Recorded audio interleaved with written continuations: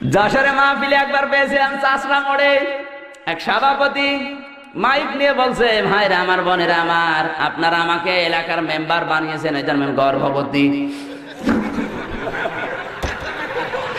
দ্বিতীয় নম্বরে বলছে, ভাইরা আমার, বোনেরা আমার, আপনারা আমাকে মাহফিলের সভাপতি বানিয়েছেন, এই জন্য আর একবার গর্ভবতী।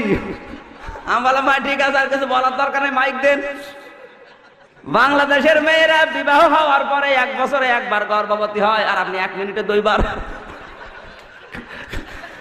আরো যদি 5-6 মিনিট কথা বলেন তো 10-12 বার গর্ভবতী হয়ে যাবেন। এইরকম আনকালচার মানুষকে সভাপতি বানিয়ে রাখে মসজিদের। কথা বলেন, ওখানে কথা বলা যায়? এই জন্য আল্লাহর নবী দিয়েছেন, মাসাজিদুহুম আমিরাতুন ওয়া হিয়া খারাবুম মিনাল হুদা। মসজিদগুলো বড় বড় তৈরি হবে, বিল্ডিং।